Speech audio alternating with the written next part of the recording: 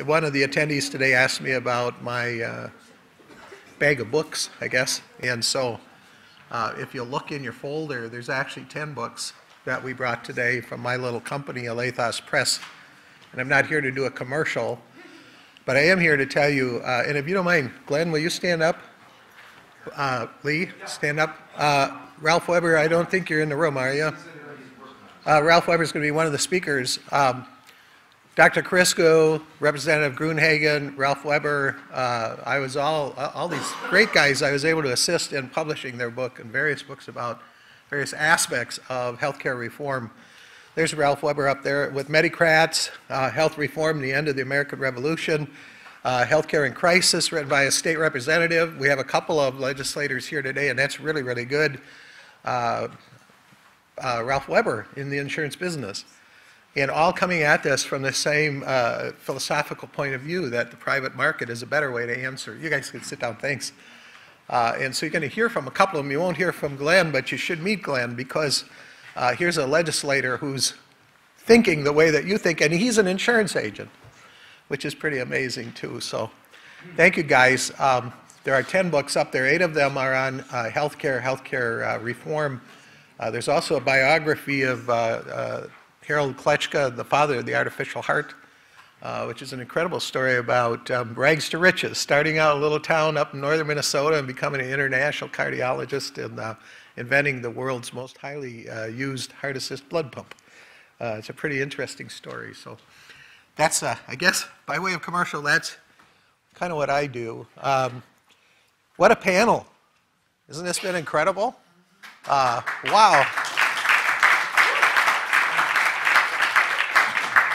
Where is Marble Falls, Texas? About 40 minutes outside of Austin. So that's really down there, man. Where's Osakas? Central Minnesota. Central Minnesota, up toward, when I drive up toward Fargo, I drive past Osakas on I-94, somewhere in there. Look at this, all over geographically, too. It's cool. Your questions. We have a microphone out there. If you don't have a question, there's one from way up there, but he's kind of a ringer. Let's go ahead and ask the question. And this, if you want to direct it at a specific doctor, that's okay too. Otherwise, just anybody jump in. And you all feel free to ask each other questions too, okay? Okay, thanks, Dave. I live in Tennessee, and just the night before last, I did an event in Cookeville, which is about 72 miles away from Murfreesboro, where I live. The number, and there was about 90 people, and it was just a sort of a region District 6 Patriots type meeting, and I went down there and I spoke for about an hour and opened it for questions. The number one question that they were asking, and most of the average age was probably about 70, 75. The number one question that the people were asking, and there were no doctors in the audience, is how do I talk to my doctor about opting out? How do I tell my doctor? And of course, I just told them, appsonline.org. Go to the APPS website.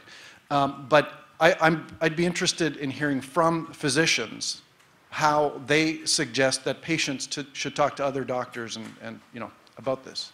Interesting question. How would you advise a patient to talk to their doctor about opting out, other than calling Dave Racer to give a testimony? I'd say they're going to have to talk super fast to squeeze that into their 4 to 7 minute office visit.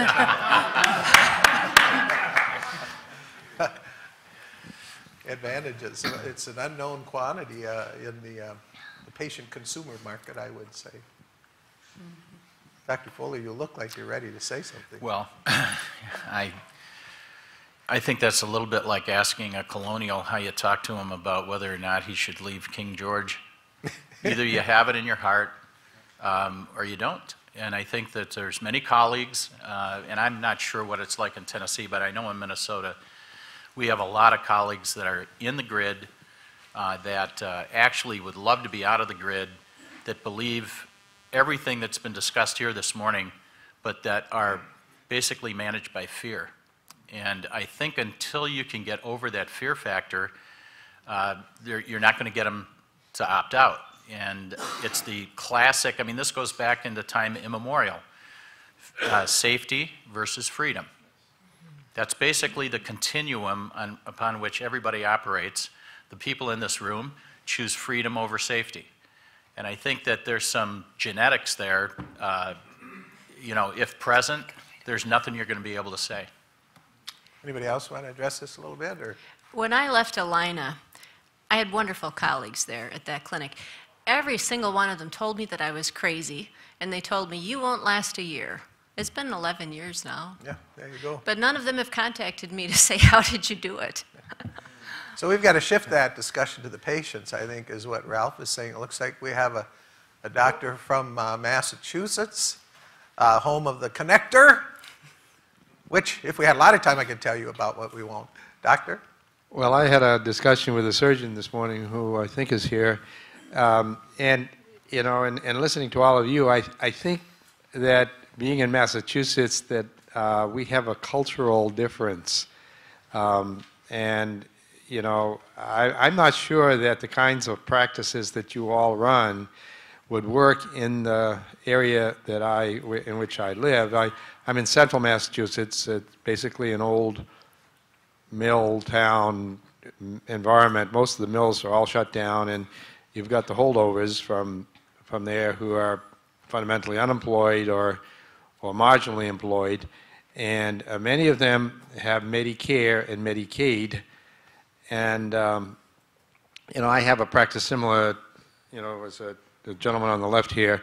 I practice environmental medicine, which is a kind of alternative, holistic, functional kind of healthcare system, and a lot of the laboratories that I use are not covered by insurance, and I find that you know, patients that, you know, could really benefit by it won't or can't pay, and so I do the best I can trying to get things covered by Medicare, Medicaid, and their insurance companies, but it's still a struggle.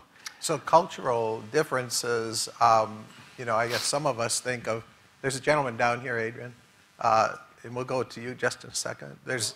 I was just going to say that I think the big issue is Can you have to provide a service that's wanted by the community, and it's something that if they're... I do provide a service that's wanted by the community, and frankly, you know, I'm sort of like the doctor of last resorts in my area, and they go through 6 or 8 doctors, don't like what the medical school tells them. They see a specialist in Boston, and finally they, after 3 or 4 referrals, they come out to Worcester to see me, and they're generally happy with it, you know, so. Let me have the panel respond a little bit to this, and then maybe we can continue Yeah, this. I'd like the panel to just, you know, comment on whether you think that in impoverished areas that your model can work, and if your people would accept or do accept it, and if you think it's got a cultural, because of a cultural orientation. I can see everybody's kind of chomping at this one. Dr. Madrigal, it looked like you were ready to go there. I think it can absolutely work. A lot of my patients don't have money, but everybody, I feel like everybody can afford $50 or $75 if you make it worth their while. And, you know, we see a lot of children from Mexico who are on Medicare, Medicare, and they're, or Medicaid, I guess, and their parents choose to bring them because it's worth it for them. And usually we give those kids a good discount because we know they could be seen for free, and that they choose to come to us. So if you're providing something that other people aren't, I think people will pay for that, and I think that can cross those cultures, even the cultures that don't value education as highly. Once they see that they're getting something back, I think that makes a world of difference, because everybody can understand good care, and everybody can understand you caring about and for them. I'll pick up on the question of doing something that has some kind of demand from patients. Now, I'm an addiction psychiatrist. Now, I see people who are addicted to pain pills, heroin, alcoholic patients, and so on. They're spending a hell of a lot of money on their habit. So it doesn't take them very long to figure out that if they can get some type of personalized help, which could include 12-step and all the other things, that it economically makes sense for them to do it. Where I'm with my colleague from Massachusetts is some of us in Minnesota either came from the Scandinavian countries or Germany or someplace where we thought we were socialists, but and until the last election we thought there might be an alternative. But I think that where we run into issues, I'm a specialist in a cash-based practice. I would like to have colleagues in primary care and in internal medicine and who I can refer my patients to, as well as other psychiatrists, because I'm getting older and I can't take care of everybody.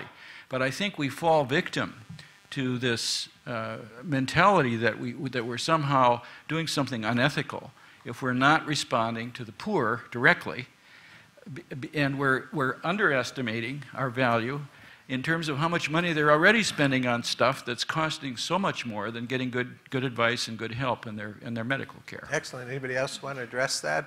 I'd like to just take you all back to a time before Medicare, Medicaid. People got sick, people got hurt, and they went to the clinic, they went to the hospital, they got care. And they got state-of-the-art care at the time. Now, they paid for it.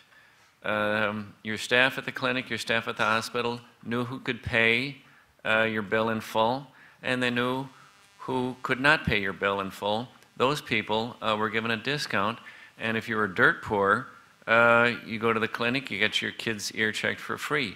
It worked. The system worked then. Medicare and Medicaid came by and interfered with it, and now we have the financing mess. We still have good quality care, but the finances is sort of a mess. I have a question that someone gave me out in the lobby, and we really should get a clarification on this. One of you said taking payment from Medicare is illegal, or private. Okay, I'll get it right. Now I don't remember how the question was. But address this issue of, I'm a Medicare patient. I go to a cash-only doctor. I've opted out. I could deal with him any way I want. He has developed relationships with Medicare doctors, so when I needed I was in the system for that, but I still go to him. Where am I prohibited as a patient, or from the doctor's point of view, in terms of billing or sending me off? What restrictions are on Dr. Gehrig, for instance? None. No, you're only, that only has to do with the contract that you have with that one particular doctor. You can go see a Medicare doctor otherwise. Medicare can get reimbursed when you go to the hospital. You can't bill Medicare. You can't get reimbursed that way, though. Right. So. Right. And a Medicare patient who is not satisfied with their doctor's decision about care wants to spend their own money, what restrictions are there? None. Well, yeah, they still have to have a contract, though. They have to have a contract with that individual doctor. Yeah, I'm talking about a Medicare doctor now. If I have a Medicare doctor and my Medicare doctor says, you don't need that MRI, and I say, well, I think I do. You come see us. He goes to the practice guideline. You what? There's an algorithm for that now. And I wanted to say one other thing with respect to your comments. There's two major forces at work here, one of which is in Massachusetts, some of those Medicare, Medicaid payments for visits and codes are a lot higher than they are in other parts of the country. You don't see as many people opting out in Florida for just financial reasons because they get paid twice as much per visit, per code, as we do in Minnesota.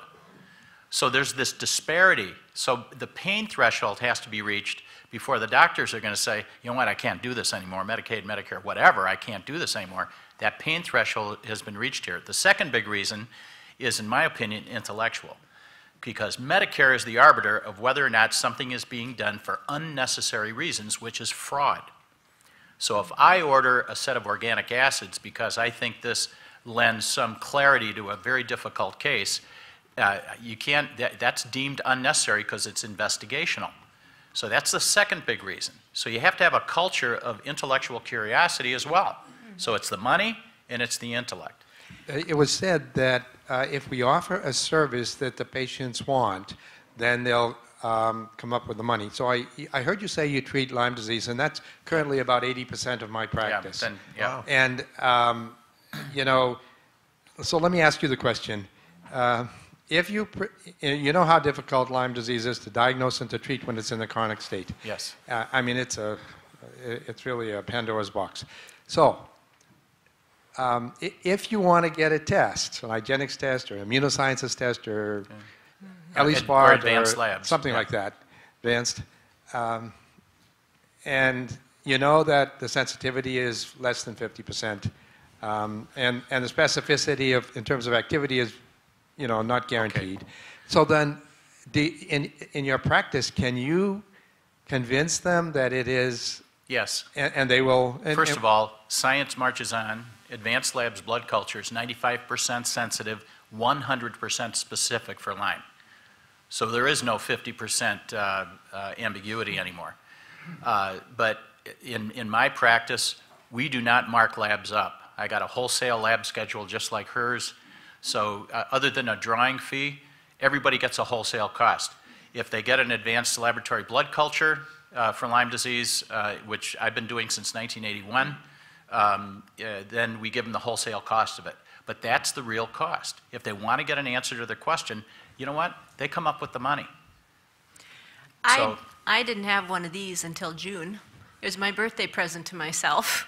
I have been using a dumb phone, as my nurse kept giving me a hard time about, for years. And you know what? My patients who have medical assistants have been having these for years. Yeah, and bingo. I haven't. It depends on what you want to do with your money, really. Other questions? There's one up there. Gentlemen, there's one over here. Oh, okay. Okay, sure. First, I just want to congratulate the speakers for a great talk, and also for your bravery for going third-party free. I've also opted out of Medicare and third-party free, but I'm curious if any of y'all have looked into disenrollment from Medicare. Disenrolling, did you say? Disenrolling. Disenrolling from Medicare. Have you looked into that? I mean, personally, ourselves? Or, yeah, or if you know anything about it. You mean, so in other words, if we are, once we hit 65, then No. I'm talking As a about practitioner. physician. as a practitioner, There was an article recently, I think Dr. Orient wrote the article about disenrollment from Medicare as another option separate from opting out. I don't.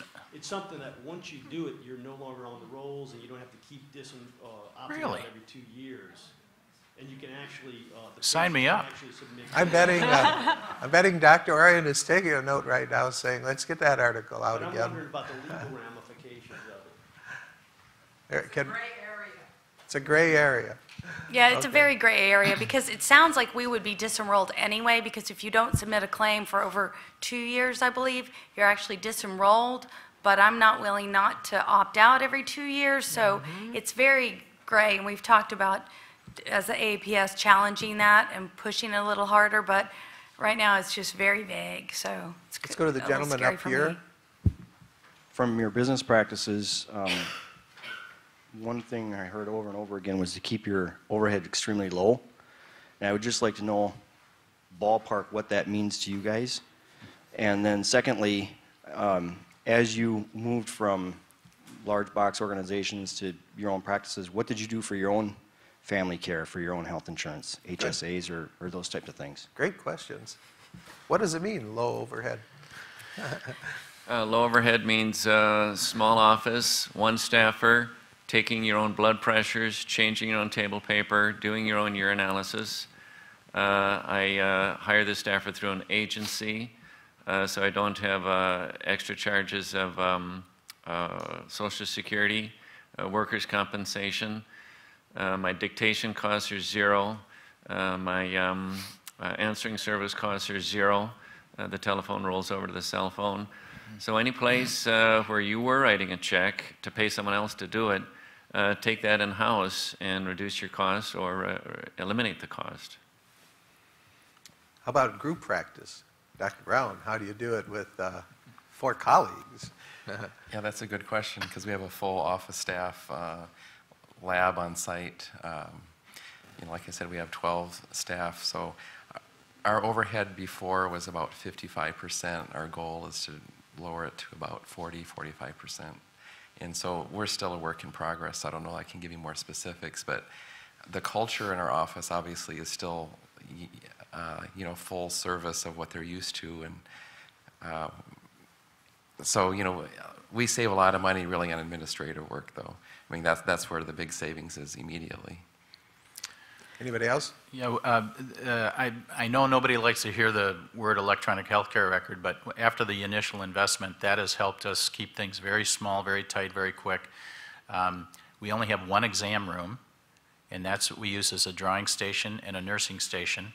And my practitioners have small offices because the vast majority of what we do is interactive and cognitive. We share the exam room, we're in and out of the exam room, and we go back to the office to visit with patients. The waiting room is very small because people don't wait. They get seen on, when you're paying cash, you get seen on time and it finishes on time. So we have a little bit bigger space because we have 3, 4 practitioners. We also tend to piggyback our office hours. So I've got 2 offices with workstations, but we have 3 practitioners that are practicing medicine. And many times when I'm not there, somebody's in my office seeing patients. I'm at home working virtually through my terminal server doing phone consults, case research, and things like that. So technologically, my office is open 7 days a week. Effectively, that reduces your unit costs or your cost basis for your overhead. Dr. Watson? I only have to see 2 people a day to break even. My office now is a building that my husband and I bought. It was originally a gas station back in the 1920s and has been many other things over the years. I see patients and do everything all in one room. We have an open area where you come in, and that's kind of the waiting area. And then, well, it was used as a house, so the place that was the kitchen is where my RN sits. And what I would recommend to you is you hire someone who is recently retired and taking their Social Security so you can only pay them $15,000 a year. Yeah. That's a great way to start out. Retired public health nurses are some of the best. I was wondering if you'd change the gas pumps in the service station to oxygen service or something like that. Oh, that's been gone for probably 60 years. Gentleman over here, we have, this is what usually happens. Oh, up here, okay. Oh, your own, that's right, your own personal Well, I don't Stay have healthy. any. Yeah, stay healthy. I don't see the doctor. My family is very clumsy, so we have a, and so am I. So we actually have the health savings, what's it High called? deductible health savings account? Yes, Yeah. a health savings account, which has been great for me. Catastrophic. Yeah, catastrophic, and then consumerized health insurance. the health savings account. Okay. I come from maybe a little different perspective from the business aspect of it. I taught 10 years in entrepreneurship, new venture strategy at the University of St. Thomas. So I guess my question is, cash flow is cash is king. And I understand, I congratulate all of you on your stories. But we always used to tell the students in the class on entrepreneurship, which you are truly entrepreneurs, don't ever start your own business unless you can make more money than you can working for somebody else. And all your stories are great, I understand that, but I'm a business consultant and I'm looking for trends. And to see if this is a trend, can you make more money than you can with the systems? For me, it's not about business. Okay, that's perfectly all right. But I mean, can you make more? And do people who sit in here in the free market system say, I can get rid of all of these problems and still make a very good living? You're the people that have done it for 9 years or 10 years. What's your answer to that? My answer would be absolutely. Yeah. Absolutely, you can make more? Absolutely. I agree, and particularly if you do it per unit time. And he's not factoring in risk. You're not factoring malpractice, risk, but broad risk. True. Which is going to skyrocket. Just as we move, because we're going to run out of time really fast, I've got a suggestion. If you all will agree when it's time for lunch to sit each of you at a different table, and folks just gather around and keep asking the questions. Who do we go to next? We have. Okay, right here, I guess. With the mic. Hi, I'm one of only 2 independent cardiologists in the entire East Metro area of the Twin Cities now. And so many of the things that you all have discussed are things that the other independent cardiologists and I have talked about for years and resonate with us so much. One of the biggest is who sets the value of what we do as physicians? And traditionally, we've all thought that that value is set by the people that see us. That's what establishes what we get paid and the true value, but that's been taken away now. It's people way far away that have no idea what we do that establish the value of what we do now for patients. And the patients don't even know that now. They don't really know the true value of what we do for them. But I was going to, and in terms of that question about, can you make more as an independent? Well, the reason that I'm one of the only independent cardiologists in the entire state of Minnesota now is that the hospital employed cardiologists make twice as much as what we do because they get paid so much more for all their stuff that they do, 2 to 3 times as much for all their outpatient stuff. So that's a huge problem for physicians. But Lee, I think, comes closest to my situation because he's a specialist. He's a consultant, but primary care, it works a lot better. But what do you think of specialists, especially like a cardiologist going to a direct pay type of practice? If you do this, I will flood you. I am serious. Because if you are more affordable, if you are competitive with your colleagues, there will be business to send your way. There are all kinds of people with cardiac disease who don't have insurance or who have high deductibles and are paying out of pocket anyway. Right, and the cash rate for someone to see a cardiologist, because I know I send them, is $350 just to walk in the door. So, and you're probably not getting paid that much from Medicare. So if you can put your rate between the Medicare rate and the cash rate, you can have as many patients as you want. I really hate to do this to you. It always happens with a panel. We're going to do one more question, and that's why I asked about you all sitting at the tables, and they've agreed. So, gentlemen here. Yeah, I'm a former Canadian who finished residency in the 70s, moved to the U.S. because I could not start an independent practice. Canadians passed a law saying that you were not allowed to practice independent. You couldn't charge on your own. I've watched this group grow. And I guess what I'm asking, I especially like the fact there's some legislatures here. Is there any move afoot to pass laws that make you license dependent on acceptance of Medicare? Massachusetts. There was a bill on the table in Massachusetts that didn't get out of committee that linked participation with everything to licensure. And if it didn't get out of committee in Massachusetts, I think in Minnesota anyway, a state that they still can't put a motorcycle helmet on people, I think we're okay here. But that's a very, very good question, and I follow that very carefully because I see Massachusetts as being the sentinel state for that. I think it's a real fear. I know when I talked at AAPS 2 years ago, that was one of the things I warned about. The more successful you get, the more of a threat you are to the system. And so, boy, and you've if got to you're have... not in the AAPS, that right there is a great reason to join. Yeah. Because we really fight for doctors' freedoms. And we need a group of people that support doctors. And it's not the AMA, it's us.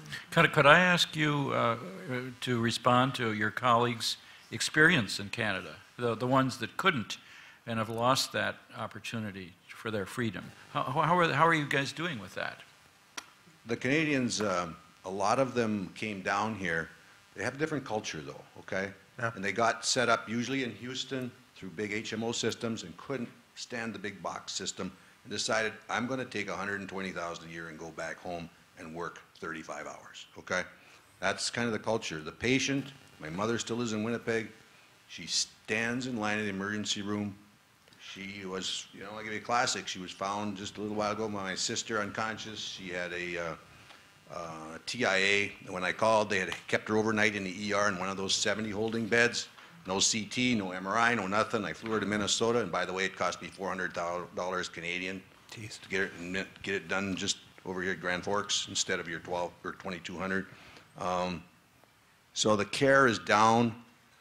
They just accept it. It's a culture acceptance. The Canadians do not have your fight. I really appreciate this, and I'm going to interrupt now because we have an ex-Canadian, well, I call Canadian expatriate, standing to my left, and he's our next speaker. So thank you very much. Please join them at the lunch tables.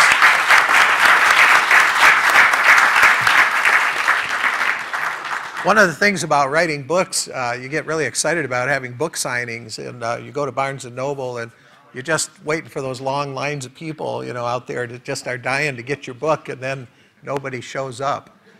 A couple of years ago, oh my gosh, it was 2006, I was doing one of those book signings in Eden Prairie, and one guy showed up, and it was him. And Dr. Kurisko and I became really, really good friends, and then we were able to collaborate, and I was able to help him with his book, Health Reform, The End of the American Revolution. And this will speak directly to what this gentleman spoke of. So, board-certified radiologist and Canadian-trained Dr. Lee Kurisko. Thank you.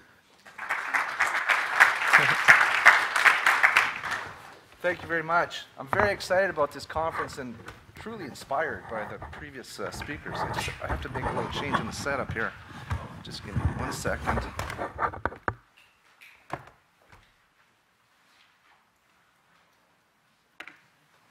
Yeah, this is the cover of my book that Dave and I came up with a few years ago, and I'm very pleased with it. Hopefully the symbolism is apparent with the proud American eagle chained to the Capitol building with a stethoscope around the leg of the eagle. Dave and I worked on that cover, and I think it worked out really well, and hopefully if you ever read it, you'll think that the content matches the cover. But my story is, I'm still actually a Canadian citizen, and I was born and raised in that system and believed in government medicine. I remember as a child being taken to the community clinic, and there would be no money exchanging hands, and I sort of implicitly developed this view that the government was benevolent and had my back and cared for me. And it was a numinous experience for me several years later. After having been a family doctor, then doing a residency in radiology, I went to work in Thunder Bay, Canada in 1998. And long story short, very quickly became the medical director of the department and faced tremendous problems trying to deliver health care to the people of Thunder Bay. And just by pure serendipity, I happened to read a book at the time called Atlas Shrugged by Ayn Rand. I don't know if you're familiar with the storyline there, but the story is about what would happen with socialism in the United States, and the key characters were all industrialists that were trying to bring various products and services to the market, and yet every which way they turned, the government was in their way, impeding their ability to bring their goods and services to the people. Well, at that time, I was medical director of diagnostic imaging, and I saw that we had tremendous problems, huge waiting lists, inadequate equipment. It was just a nightmare. We didn't have enough radiologists. Ministry of Health said we should have had 13 radiologists to be adequately staffed for that region. For a long period of time, we only had 3. We had waiting lists for MRI over a year long. We had dilapidated angiography equipment. I mean, it was just unbelievable. And I read this book, and I had a number of ideas that I presented to the administration about how we could improve radiology services for the region. But every which way I turned, the hospital administration was really an arm of the government, was in my way, impeding my ability to deliver service. And the light bulb finally went off in my head that, socialism simply does not work. And furthermore, it's immoral because it's predicated upon a loss of individual freedom. But so it was a huge wake-up for me and a huge change in the way that I viewed the world at that time. What I'm going to talk about today is Obamacare as a pathway to single payer. There's so much to this whole controversy about how healthcare should be funded, and there's lots of things I'd like to talk about when we have time. What do we do with the poor in a free society without bureaucracies? Why the outcome statistics are very, very misleading. What the effect is of having government health care on individual freedom. But I don't have too much time to talk about that today, so I'm going to focus on why this is a pathway to single payer. Now, it seems that Mark Twain actually knew about Obamacare when he said, "It's no wonder that truth is stranger than fiction. Fiction has to make sense." Now, one of the themes in my book is what Ronald Reagan said, is that man is not free unless government is limited. And Ronald Reagan was president around the time that I was in medical school, and the Canadian view of Ronald Reagan was that he was just a crazy old man with his finger on the button waiting to blow up the world. And it wasn't until I was in my, my 40s that I read some of his speeches, and I realized that he was actually a genius. And yet his genius is lost upon many people. Now, just in case you have an illusion that Canadian healthcare actually works, I'm going to give you some startling statistics here. Right now, the waiting time average to see a specialist in Canada is 17.7 weeks. This statistic comes from the Fraser Institute, which is a think tank based in British Columbia, and they do a survey yearly and publish the statistics. And I went online just the other night, and that's the current statistic. For orthopedics, the wait average is 36 to 38 weeks. I knew one particular orthopod that had a 2-year waiting list. I knew some gastroenterologists with 2-year waiting lists. It was virtually impossible to get in for a screening colonoscopy where I was working. 16% of Canada has no access to primary care. I mean, often I tell people that and their eyes just glaze over. They just can't comprehend that. What that means is if you have high blood pressure, chronic lung disease, diabetes, it is simply not addressed. You do not get care until you reach a crisis and end up in the emergency department. There are regional differences in the availability of various specialties in primary care, and in Thunder Bay, when I worked there, and still to this day, about 40% of the people have no access to primary care, short of the emergency department. And the waits, again, in the emergency department can be very long.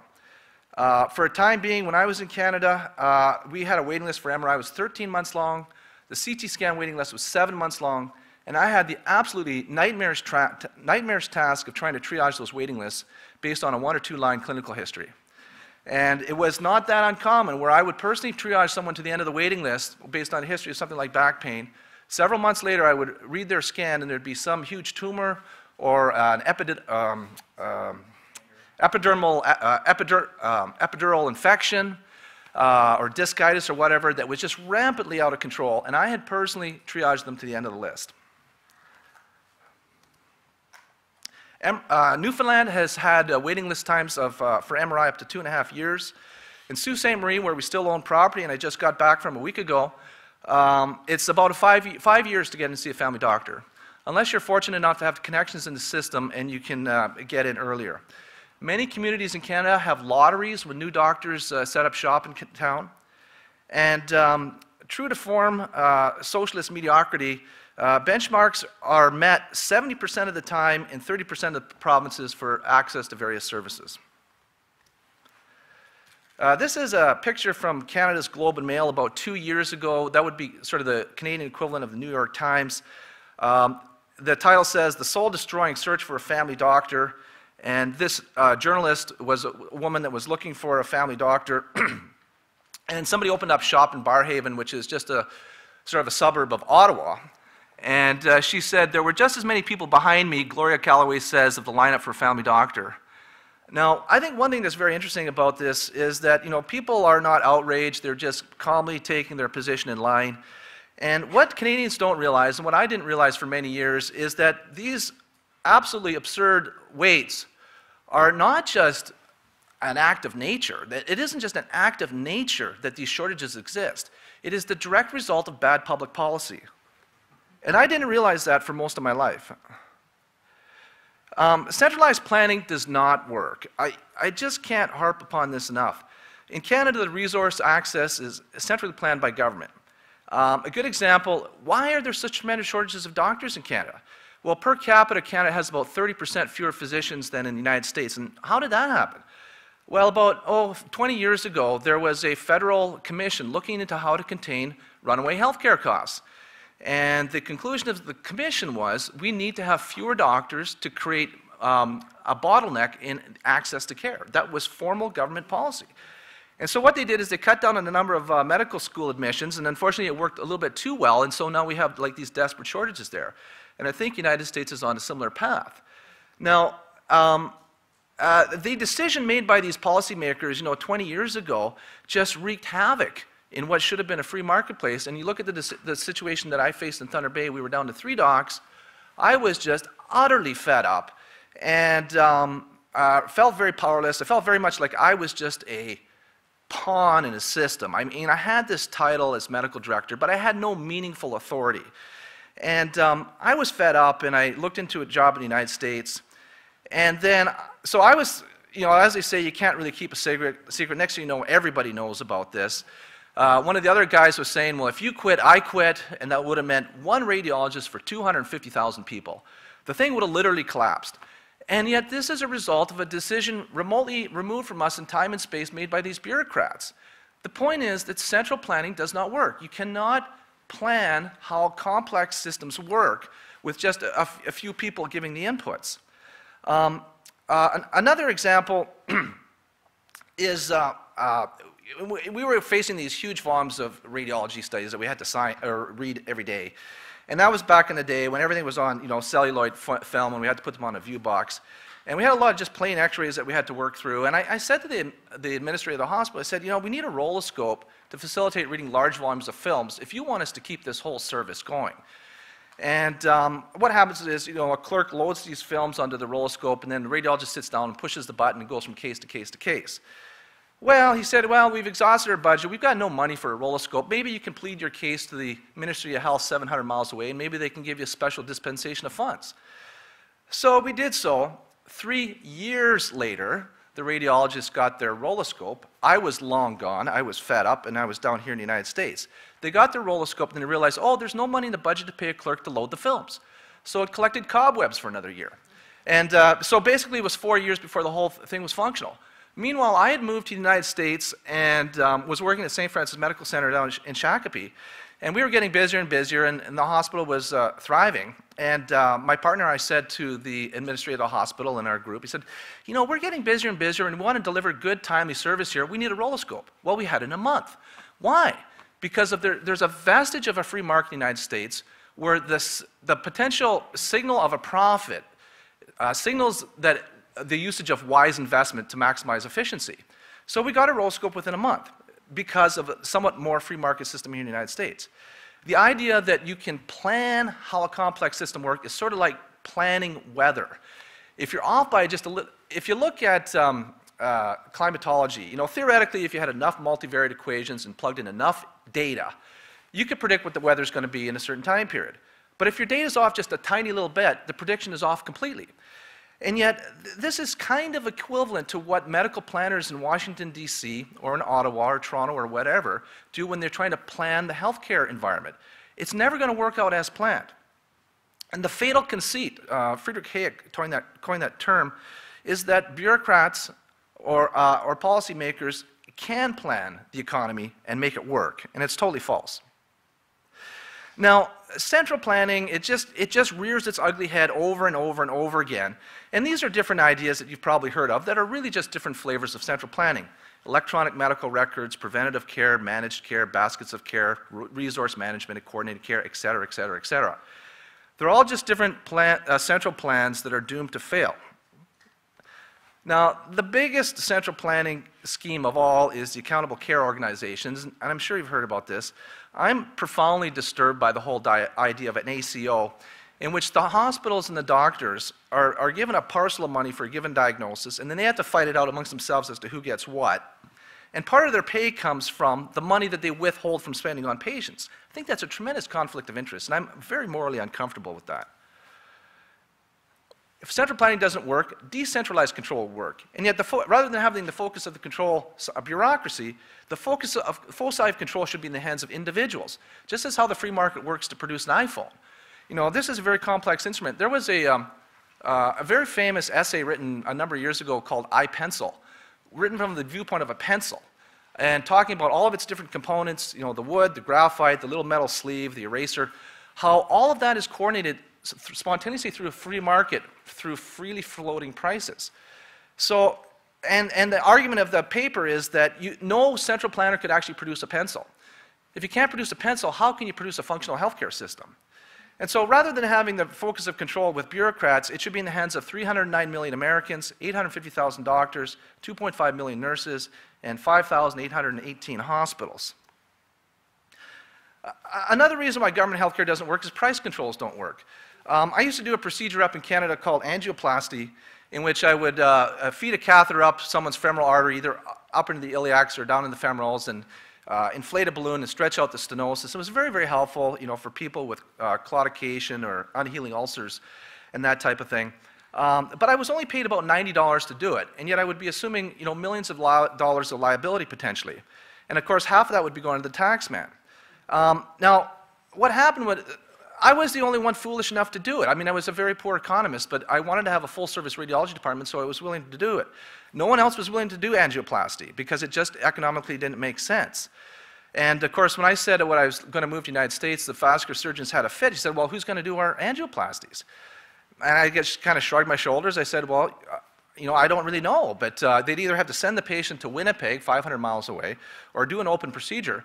And the paradox is that the price controls actually resulted in an increased cost of care because you'd have these added costs of travel or a more invasive procedure with time off of work, et cetera. Now, put it in perspective, $90 for an angioplasty. A few years ago, I was having trouble with my snowblower. Just to have the mechanic lay his eyes on the machine, I had to pay $99. Not that I have anything against snowblower mechanics, but I think there's a little bit of an inequity there. Just as another example, facet injections, lumbar spine facet injections, we used to do a ton of those. But they only paid $14 to do one facet on one side. You had to do the other side for free. Of course, half of that's going to the tax man. So you're injecting each facet at a level for $3.50. We had to say, we just can't do it. We just can't do it. Just an example of how price controls create shortages. Now, health insurance is really prepaid medical care. It's not really insurance. And of course, when we have these prepaid medical plans, we tend to overconsume, which just drives up total costs. And as Milton Friedman said, we just are not good stewards of spending other people's money. We're very good stewards of spending our own money, but not other people's money. Now, in my household, we have 9 individuals. Myself, my wife, my son, my daughter, 2 cats, 2 dogs, and a snake. And of all those individuals,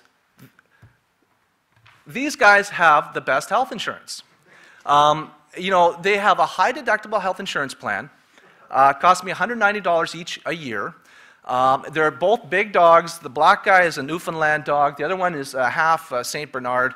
Big dogs don't live as long. They are prone to medical problems. And yet I can get this flat rate for $190 a year because it's a high deductible plan. And as for their routine care, I bring them in for the routine checkups that I know they're going to have. I don't have that money laundered through an insurance company where they take a cut. I just pay straight up. It's a direct relationship.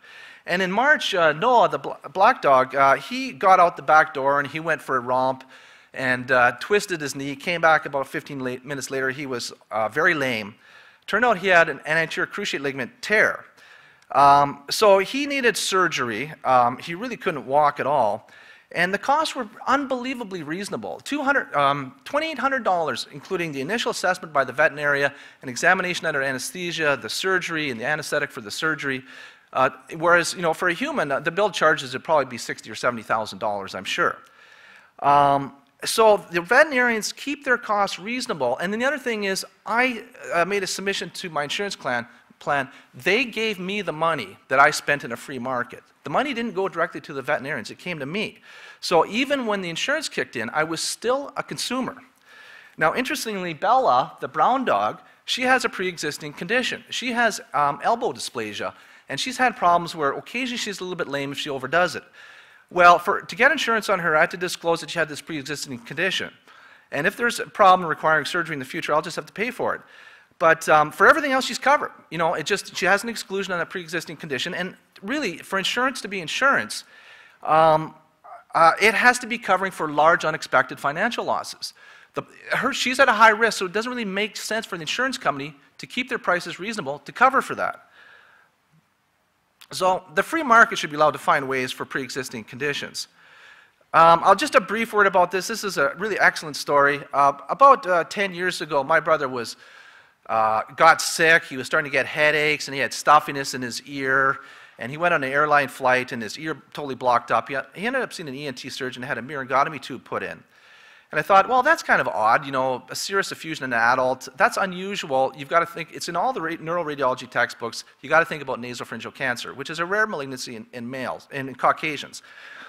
Well, anyways, I didn't think much of it, and I assumed that they would have inspected his nasopharynx, but he got sicker and sicker and sicker, and he started to lose weight, and he was developing lymph nodes and whatnot.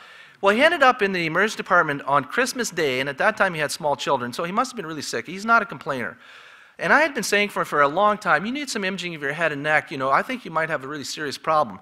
And as a excessively stoic Canadian, he didn't come down and get the imaging like I advised him to do. He just put up with it. But when he went to the hospital, he didn't go to the hospital in his town because there's no MRI at that hospital. But there is a facility in that town for pets where you can pay to get your pet scanned. So when government medicine takes hold, don't be surprised when your dog gets better health care than you do. But anyway, so he went to Kitchener, about 20 miles away, because he knew there was an MRI. And it was Christmas Day. They would not do an MRI. Why? Because that system is budget driven, okay? There's no money in the budget to run the scanner on Christmas Day. My parents happened to be visiting. My dad is a retired judge and is used to getting his ways, and he just raised the roof. And he managed to get an MRI for my brother on Boxing Day, which is still a holiday in Canada. That's the day after Christmas. And it was interpreted as him having sinusitis, and it made no sense. I was so confident that there was something serious going on. I got on the plane, and I flew there, and I got a copy of the MRI, and I looked at it, I said, he's got nasopharyngeal cancer. And I told my brother, I told the intern, he says, oh, that makes so much more sense than just sinusitis. Well, he needs emergency radiotherapy and chemotherapy. 7 months later, he got his emergency radiotherapy and chemotherapy. But when I was visiting my brother in the hospital, it was very interesting. Tim Hortons, which is a famous coffee chain in Canada, they have a store in every corner in Canada. And they had a little kiosk down in the hospital lobby where you could buy a coffee and donuts. Now, strangely, I could have this free market transaction where I could buy a good coffee and donut any time of the day or night, and yet money could not buy the health care that my brother needed at that time in a Canadian hospital. Just a powerful contrast between the power of the free market versus the obstructing power of the state. Just by the way, the uninsured problem in the United States that ObamaCare supposedly exists to solve is exaggerated. At any one time, 41 million people are said to be uninsured. 12 million of them are illegal. In Canada, if you're in the country illegally, you do not have access to the public health insurance plan. Why? Because you're in the country illegally. You can go to the hospital, you'll get care, but you'll get the bill. 14 million people in the United States already qualify for government programs. They just haven't filled out the paperwork. 18 million earn more than $50,000 a year and have simply made a personal decision not to buy insurance. 10 million earn more than $75,000, and according to Mr. Racer, the hardcore uninsured in the United States is only about 8 million people. And now, even by the standard of that first line saying that 48 million people are uninsured, ObamaCare is only going to bring that down to 30 million. And with Obamacare, no new health care is created. In fact, to some degree, it may be destroyed. Surveys have showed that up to 40% of doctors may completely quit or opt out completely. And yet, you're going to have more people covered, which is going to increase demand. So it's on a bad collision course. Obamacare is doomed to fail. It's based on everything that's been proven to not work. Price controls of health care and health insurance, centralized planning, third-party payment. Doctors and hospitals are going to be pitted against each other. And in Massachusetts, where they have Care, which is essentially like Obamacare, and they have a mandatory insurance, the waiting lists have grown. They're longest in the country, and the health insurance is the most expensive in the country. So Obamacare does not break free from the status quo. It actually reinforces it. Simple reforms would work. Health savings accounts where the individual owns a parcel of money pre-tax that they can spend in the healthcare marketplace. High deductible insurance like my dogs have. You should be able to purchase health insurance and healthcare across state lines. The tax code should be looked at so that it isn't unevenly tilted towards getting insurance through your employer, where they get the tax deduction rather than individuals. We need to get rid of deregulation. There's 150,000 pages of Medicare regulations. And simple tort reform. And just by the way, Canada, that's one thing that they've done right, is they've always had a reasonable system of torts with a cap on pain and suffering at $250,000. You can sue for economic losses beyond that, but they don't have the horrendous legal issue that they do in Canada with out-of-control lawsuits, or that they do in the United States. So my point is, with a little bit of tweaking with a screwdriver, we could have fixed the broken system in the United States. Instead, they want to just blow it up with 2,500 pages of regulations. Now, the ultimate solution, and we've heard people talking about this today, is we have to ascribe to Ayn Rand's concept that we have to withdraw the consent of the victim. And this is very painful for me to say, because as a radiologist, I implicitly get 99.9% of my earnings through insurance companies. Morally, I'm very, very uncomfortable with that. I've been thinking about this for years, and I know the system's going to come to a crashing halt. I know it's actually wrong to cooperate, and I've been looking at this, and I've had to say, well, I'm a smart person, as all doctors are. I believe I have some valuable knowledge that some people would be willing to pay for. So at this point, I'm reinventing myself, and I'm working through the curriculum of the American Academy of Anti-Aging Medicine and doing their fellowship in anti-aging regenerative and functional medicine and expanding my knowledge. And personally, I find it very interesting because it tries to deal with health, promoting health, rather than just treating disease. Not looking at the patient as merely a collection of pharmaceutical deficiencies, which I think is one of the problems in modern allopathic medicine. You know, and it's driven by the fact that you've only got 6 or 7 minutes to see the patient. The easy thing to do is just to get the prescription pad out, give them a prescription, don't deal with the root causes, and move on to the next case. I'm not totally sure where I'm going with this. You know, I have to acknowledge I have a good medical knowledge. As a general radiologist, you know, you have to know quite a bit about a lot of different things. I did very, very well on my USMLE examinations, what I did 13 years after medical school, so that the Immigration and Naturalization Service would let me come here and work. And I did very well on it, and I have a very deep knowledge of health and fitness and strength and conditioning. I'm learning every day more and more about nutrition. I think somewhere in that mix, there's something marketable. And it's just in its infancy stages. I've started an informational website called healthandfitnessdoctor.com. Go check it out. At this point, it's just purely informational. I like to write little articles with a sort of a contrarian view on things that you may have not thought of before. MediBid is also part of the solution. Just a quick word on that. MediBid is an interactive web portal for buying and selling medical goods and services. We've been open now for about 3.5 years. This is part of the solution. And full disclosure, I'm Chief Medical Officer of MediBid. Now, the Canada Health Act was only 13 pages long and totally ruined healthcare in Canada. The Patient Protection and Affordable Care Act is about 2,600 pages long, so it has 2,000 times the complexity of the Canada Health Act. And it's going to institute 159 new bureaucracies.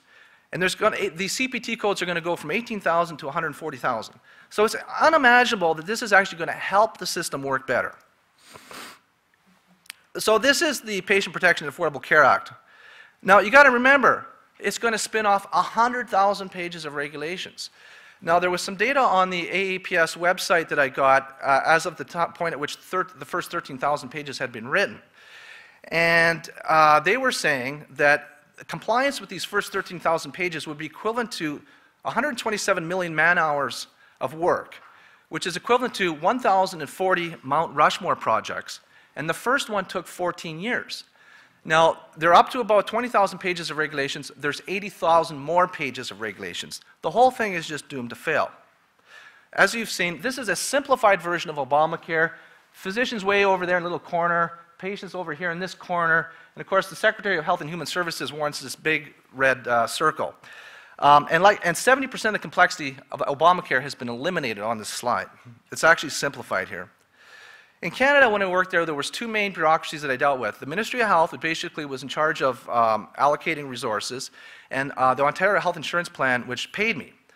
Now, to put that in perspective, there's going to be 159 new bureaucracies under the PPACA.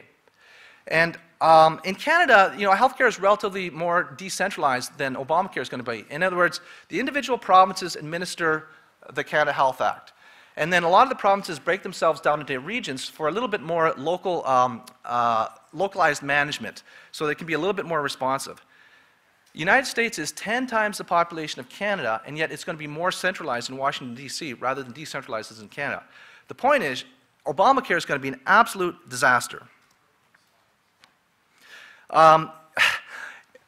When I was in Canada, just out of the blue, the Ministry of Health said, oh, we're giving $6 million to the northern region of Ontario for telemedicine services.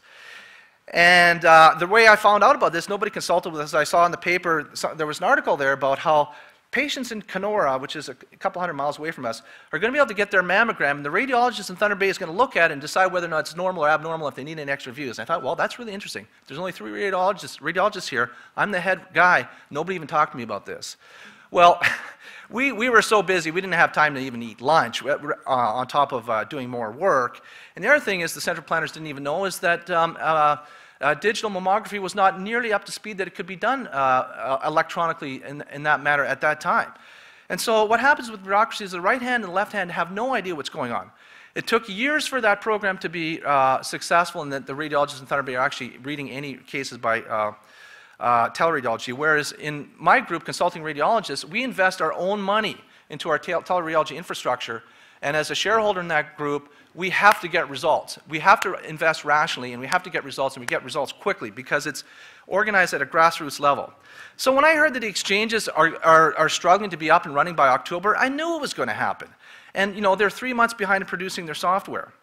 And then when they came out a few weeks ago and they said the employer mandate was going to be delayed, I wasn't surprised. That's how things work in socialism. Nothing works on schedule. Not to mention the fact that it's a transparent strategy by the administration to dodge the fact that the whole thing's going to be a screw-up and they want to save embarrassment prior to the midterm elections. Richard Foster, who was chief actuary of Medicare, himself had doubts about the whole cost of Obamacare. He said it's going to cost $222 billion over the next 10 years. Well, the most recent number I came up with was it's going to cost $1.76 trillion. And you know, if the government, what the government predictions say they're going to be is going to be completely wrong. Medicare, from the vantage point of 1966, was predicted to cost $12 billion in 1990. It actually cost $107 billion. So what's going to be the actual cost? Who knows? I'm not an economist, but I don't like the directions of these lines of the interest of the debt and the cost of Medicare and Social Security. To add a huge entitlement on top of that is absolutely madness. Now, Vladimir Lenin said that socialized medicine is the keystone arch of the socialist state, and unfortunately, I agree with him. Just give me 1 second here.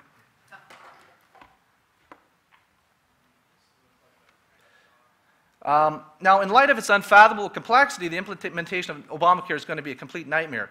When it fails to reduce costs and deliver care, the government is not going to introspect about their failings. They're not going to say that, you know, this centralized planning system doesn't work. They're going to intensify government involvement and insist that the whole thing be socialized and under a single-party payer system. Ladies and gentlemen, I need to remind you that you and I are involved in a battle that's been going on for decades, centuries in fact. That battle is between the freedom of the individual versus the coercive power of the government that works to throttle that freedom. There is only one question in all of politics, and that is who decides? Is it the individual or the state? All of the different isms, socialism, fascism, communism, Scandinavian socialism, German socialism, or American liberalism, all inherently believe that a ruling elite can decide how to make decisions for us better than we can. All advocates of the different isms implicitly claim that they can do socialism better than the other isms. And of course, it's all just a big lie. It just doesn't work. Someone once said, a fool can put his jacket on better than a wise man can put it on for him.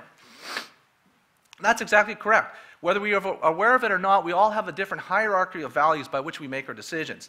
The idea that the government can trump us and impose their decision-making on top of us and have a good outcome is just a complete fallacy. I'm not even a citizen of this country, and yet I fear for the decline of this country that was conceived as a nation of life, liberty, and pursuit of happiness, for the betterment of individuals, all individuals, not some ill-conceived collectivist welfare state under the yoke of oppressive government. America must remain as a beacon for the rest of the world.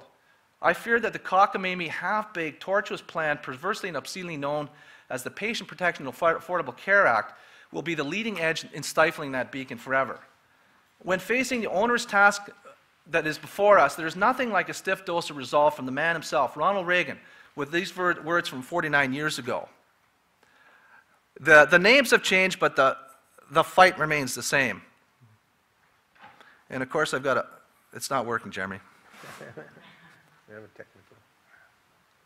I've got about a 2-minute clip here. Let's see what's going on. Time we ask ourselves if we still know the freedoms that were intended for us by the founding fathers. Not too long ago, 2 friends of mine were talking to a Cuban refugee, a businessman who had escaped from Castro. And in the midst of his story, one of my friends turned to the other and said, "We don't know how lucky we are." And the Cuban stopped and said, "How lucky you are. I had some place to escape to." And in that sentence, he told us the entire story. If we lose freedom here, there's no place to escape to. This is the last stand on earth. And this idea that government is beholden to the people, that it has no other source of power except the sovereign people, is still the newest and the most unique idea in all the long history of man's relation to man. This is the issue of this election. Whether we believe in our capacity for self-government or whether we abandon the American Revolution and confess that a little intellectual elite in a far distant capital can plan our lives for us better than we can plan them ourselves. In this vote harvesting time, they use terms like the Great Society, or as we were told a few days ago by the President, we must accept a greater government activity in the affairs of the people. Moy says the profit motive has become outmoded. It must be replaced by the incentives of the welfare state, or our traditional system of individual freedom is incapable of solving the complex problems of the 20th century. Senator Fulbright has said at Stanford University that the Constitution is outmoded. He referred to the President as our moral teacher and our leader, and he says he is hobbled in his task by the restrictions of power imposed on him by this antiquated document. He must be freed so that he can do for us what he knows is best. And Senator Clark of Pennsylvania, another articulate spokesman, defines liberalism as meeting the material needs of the masses through the full power of centralized government. Well, I, for one, resent it when a representative of the people refers to you and me, the free men and women of this country, as the masses. This is a term we haven't applied to ourselves in America. But beyond that, the full power of centralized government, this was the very thing the Founding Fathers sought to minimize. They knew that governments don't control things. A government can't control the economy without controlling people. And they know when a government sets out to do that, it must use force and coercion to achieve its purpose. You and I have a rendezvous with destiny. We'll preserve for our children this, the last best hope of man on earth, or we'll sentence them to take the last step into 1,000 years of darkness. We will keep in mind that the American Revolution was a singular event in all of human history. We, the people, must not let it slip away, for it may never be repeated for all of eternity. Americans must not end up as Canadians have, beholden to the government for the care that they receive, living on their knees, grateful for the few crumbs of care that they are allowed to have. Any government that expropriates the rights of the people to seek health care as they see fit explicitly violates the legitimate rights of the people for whom they exist to protect. Government health care uses the force of law to demand that someone else must pay for others' health services against their will.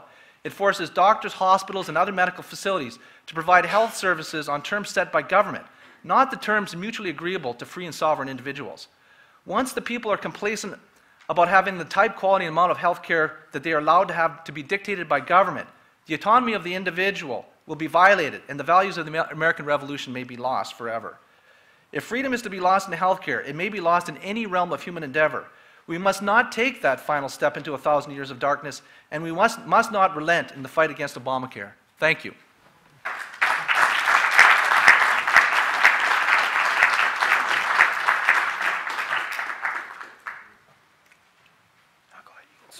Okay. It's kind of weird that sometimes we have to turn to Canadians to tell us what to do. Last week on my radio show, I interviewed Sally Pipes, another Canadian expatriate who wrote a book called The Cure for Obamacare. Isn't that amazing? In 2006, a fellow from a little community in California read our book, Your Health Matters, and called me up and said, come out here, we need help. And I spent 10 days out on in the valley out there speaking to groups. What's the school I spoke at? Where Fresno State. He set up a thing for me to speak at Fresno State University. It was incredible. A room of 400 people, or 400 seats, I mean, with 2 people in it. I don't tell that story publicly because that's apathy. I mean, that's typical. You know, the gentleman asked, what about getting passion from patients? There's a lot of apathy. Well, then we go to our Canadian expatriates and we find there's a lot of energy. And Ralph Weber, come on down. Ralph is actually in the insurance business. He's a free market private insurance agent who really believes that there's a way to put together intelligent ways to pay for health care and not have to rely on the government to solve it all. And so he's been involved in finding ways to do that. So welcome, Ralph Weber, now from Murfreesboro, I can't say it, Tennessee.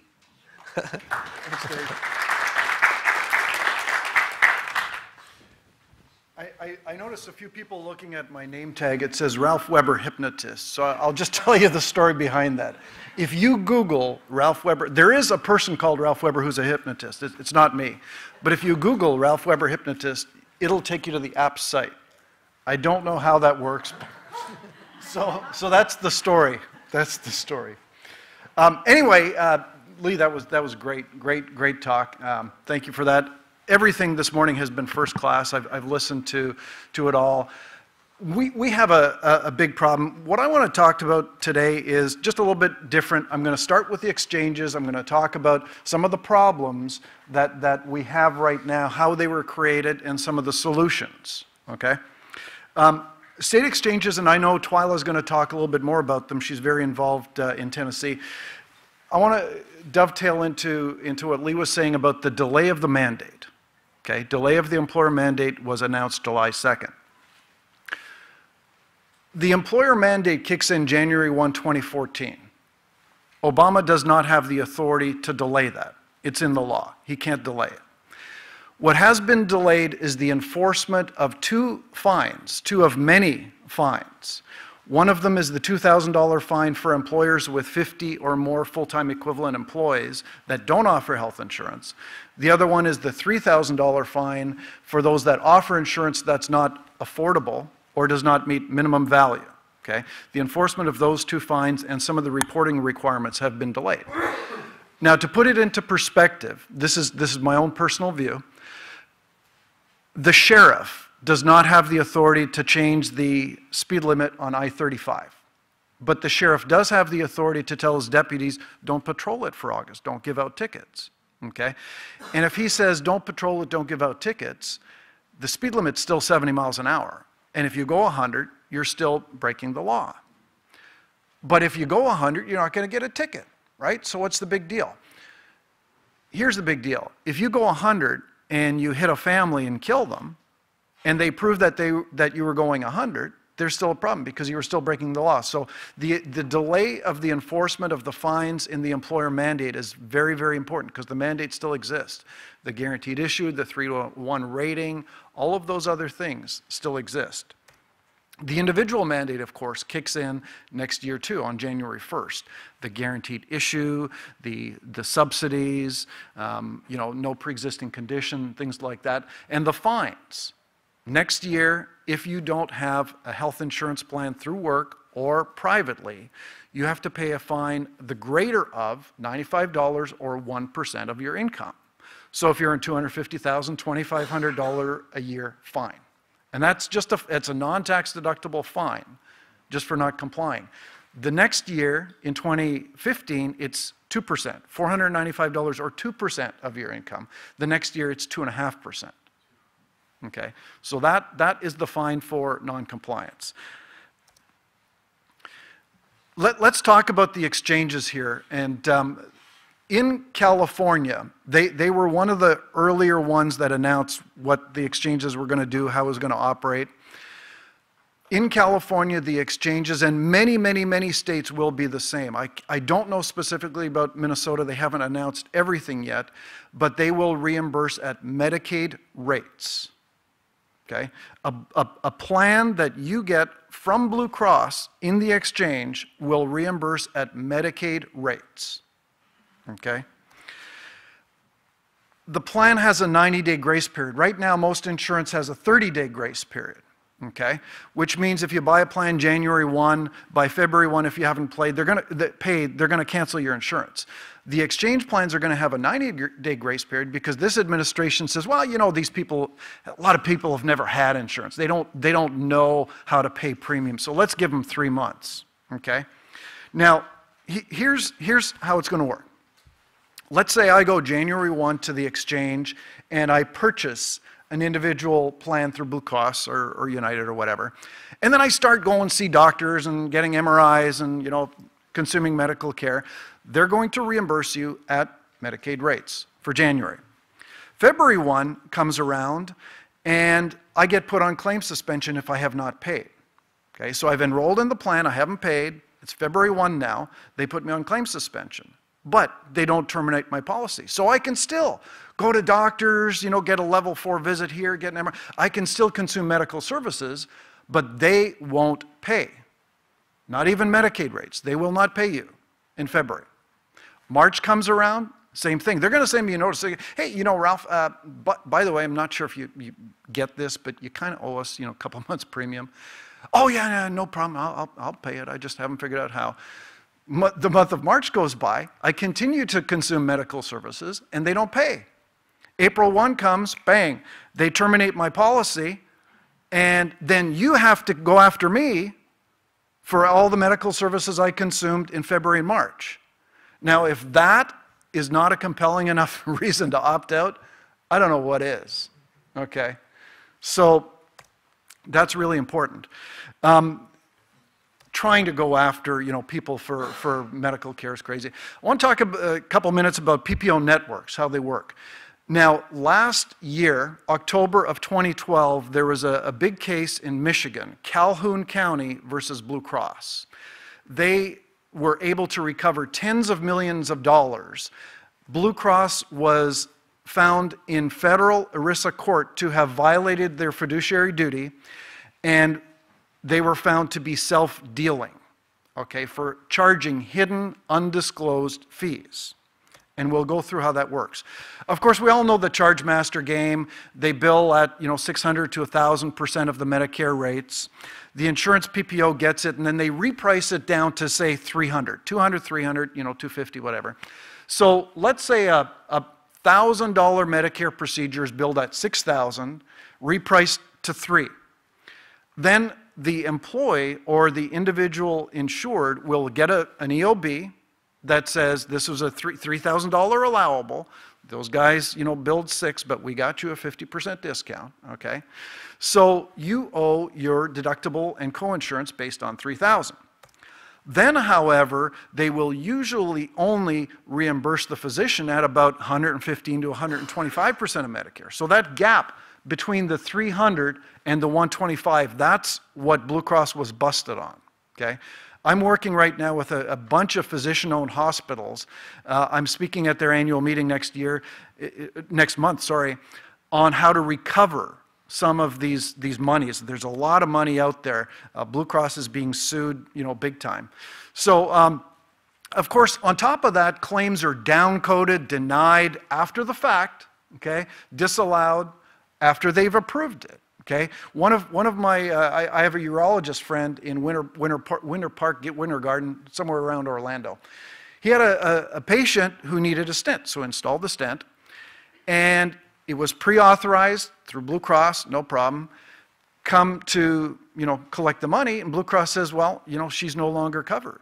Well, you pre-authorized it. So we went to the patient. Patient said, well, Obama said that they can't cancel my insurance once I got sick, so I just stopped paying. Okay. So this is what we're up against. Hugging the cactus, and I heard somebody earlier actually. I think it was you, Dr. Foley, that said something. I read an article just a while ago called "The Bias Against Creativity." They did a lot of testing, and as much as we profess to like creativity and new things, there is a distinct bias. People are naturally biased, okay? Creativity and change. Sometimes faced with uncertainty, they would rather cling to the unknown, or to the known, I'm sorry. Cling to the known, which is, of course, Blue Cross, United, et cetera. BUCA, by the way, if anybody doesn't know, means Blue Cross, United, Cigna, Aetna, and Humana. Those are kind of the big five. So even though all of BUCA lobbied for Obamacare, people are still willing to support them and cling to them. Okay, I'm glad to see doctors that have and are opting out because this is the biggest problem. Now let's talk a little bit about solutions here. Okay, transparency, that is kind of pretty obvious. Dr. Madrigal posts her rates a lot. Keith Smith, of course, has done a great job in transparency. Transparency is absolutely needed. BUCA does not like transparency, it's their enemy. Competition is very important. And you can't ask your competitors what their prices are. If you have a gas station, you can look at their sign, okay? But competition is virtually prohibited under the third-party payer system. Direct patient-doctor relationship. Okay, I know that's very obvious to this group. A lot of my clients, and I design health plans for large employers with generally 500 to 5,000 employees, they like to direct contract. I just had one that wanted to direct contract with Vanderbilt, okay? Vanderbilt's a fine hospital. They're, you know, they're very, very mainstream. They're, you know, I wouldn't put them up there with a physician-owned hospital or surgery center, but, you know, they're a very first-class facility. They wanted to direct contract with that, so that is picking up. That way there's no PPO repricing. Competitive bidding, in the next slide I have the definition of that, so I'll just jump over that. Monthly deductibles, I'll talk about that in a minute too. Plan design is very, very, very, very important, okay?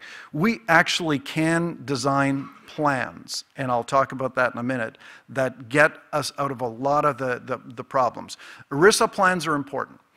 ERISA plans are partially self-funded. They usually have reinsurance to protect against losses. Okay? But ERISA plans have a lot more latitude than the fully insured plans will for individuals and small groups. PEOs is a professional employee organization. Okay? There are some with a bad rap that have done bad things. However, they are a good solution because a number of employers, you can have a service station, a construction company, a doctor's office, a hospital, you know, get together and they form their own PEO, okay? And then they can get an ERISA plan because once they have more than 50 people, they can do that. MIWA is another solution, multiple employer welfare arrangement. These are going to grow. There are 6 in California, and they're capped at that, but in other states, they're doable. These are some of the solutions. Now, competitive bidding, let's get back to this. This is important. For those of you in the audience that are old enough to have turned on a high beam with your left foot, you'll remember when we used to actually do this, okay? Prior to 1900, purchasing was just seen as a clerical thing, okay? That's it. Starting World War I and II, and after that, when we started purchasing, and the way big corporations purchase right now, they usually put out a competitive bid. And if you look up on Wikipedia, competitive bidding, this is what comes out. This is the history of competitive bidding. Competitive bidding involves getting 3 or 4 quotes. Okay, it's how we renovate our kitchens. It's how we, you know, buy a lot of things. So this is an important part of the solution. It's not how we buy healthcare, okay? Because the product has changed. When we used to buy, the product used to be medical care. 30, 40, 50 years ago, the product was medical care. Now it's health care. Okay, what is that? What is that? That's all the premiums that you pay for the prepaid health care, as Dr. Kurisko said. Intelligent plan design. There's a lot that we can do here. Okay, ERISA plans have much more latitude than fully insured plans. They only need to offer MEC coverage, which is minimum essential coverage. Fully insured plans have to offer essential health benefits. Fully insured plans, the maximum your deductible is allowed to be is $2,000 unless you're over 26 but under 30, okay? For the people between 26 and 30, they can have a higher deductible than $2,000. Everybody else, if you're younger than 26 or older than 30, you're capped there in the fully insured market, but an ERISA plan you can have higher. MEC plans, we talked about minimum essential coverage. And I had one client that actually is a series of a number of investors that owned 47 Sonic Burger franchises in Kentucky, Oklahoma, and Tennessee. And they had about 600 employees, and they were starting to lay off employees and cut their hours to get out of the mandate because Sonic Burger, they can't afford, you know, the essential health benefit coverage. They can't afford it. So they were laying them off. I created a plan for them that offered minimum essential coverage, preventative care only with an unlimited cap, no co-insurance, no deductible, $50.74 per person. That's it. Okay. Now, all it is preventative care, but would you rather pay $50 for preventative care or $2,000 a year non-tax deductible for nothing? You know, it becomes a no-brainer. Direct contracting, now for smaller employers, and Dr. Kurisko mentioned MediBid a little while ago. MediBid is just simplified.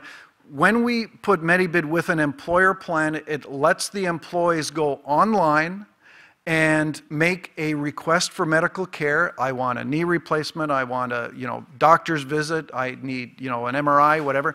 They put the bid out there. The portal will tell them what kind of coverage they have, what their deductible is, what their co-insurance, and what their plan will pay, so that when they put it out there, 2, 3, 4, 5 doctors respond with a price, and they can look at those prices and assess them based on the quality of the physician, the training, the education, the experience, and the price. One of the important things, and I know that everybody kind of understands this, is separating the insurance from the benefits, okay? The typical Blue Cross plan these days tries to lump it all together. But if we separate the insurance from the benefits, we can get a lot more out of the plan. Let's talk about cliff deductibles, okay? Most people that I talk to, I ask what kind of employers, what kind of deductible do you have? They usually say, well, I have an annual deductible of hey, I just talked like a Minnesotan. I have a osmosis. I have a $1,000 annual deductible with $3,000 out of pocket. And I'll say, well, you know, that's pretty high. Why do you have that kind of deductible? And they say, well, it reduces costs. It's cheaper than a $500 deductible. In fact, increasing your deductible at a certain point in time increases costs. Okay? It really does. When the insurance company sets their deductibles, whether it's the stop-loss level or whether it's the deductible, they want you to take the risk from them, okay? That's why they set them, okay? So there's 4 kinds of claims, okay? Number 1 is catastrophic. Cancer, heart attack, stroke, car accident. No matter how high your deductible is, you're not going to affect those claims. Increasing your deductible, most people say they do that because they want to reduce their claims and their cost. You're not going to affect catastrophic claims. They're going to go through their deductible in 1 month. The other one is chronic, okay? You know, diabetes, hypertension, et cetera. They're going to go through their deductible in 2 or 3 months. Level of deductible isn't going to affect them a whole lot. You know, it's going to make it a little bit more painful, you know, but it's really not going to affect them a whole lot. Frivolous claims. Now, actually, probably 99% of employers, when I look at their claims month by month by month, November and December are always highest, okay? And do you see more patients in November and December? Probably a lot of you do. January and February are always lowest. Why? Used up our annual deductible, let's go to town. No more deductible, let's get things done. So the frivolous claims occur usually at the end of the year when people have used up their deductible. The 4th kind of claim is an early stage claim. This is where, you know, the mole is changing color, I've got a lump in my breast, I've got chest pains, I've got headaches. People faced with $3,000 out of pocket say, well, you know, it's probably nothing. I'm going to put it off. It's no big deal. I'm going to put it off for a little bit. And by doing that, by the time they address it, it's a stage 3 or 4 claim, very, very expensive to treat. If they had gone right away, it would have been less expensive. So what I do about this is, oh, just wait. What I do about the early stage claims is I set up a monthly deductible. So somebody that has a $3,000 annual, I'll set up $500 a month, okay? It's not going to affect catastrophic claims, okay? It's going to affect chronic a little bit, because if you have to pay that every month, you're going to think about it. Maybe you'll lose weight. Maybe you'll stop smoking, okay? It's going to eliminate frivolous claims, and it's actually going to increase early stage claims, which is what you want, okay? When they're cheap to treat, okay?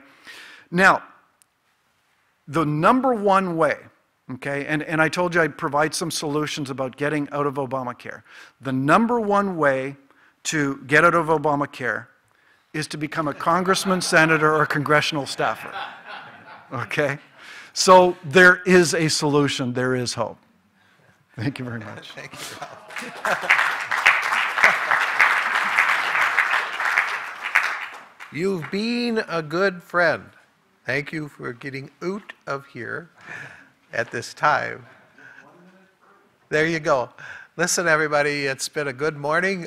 We do have a lunch break.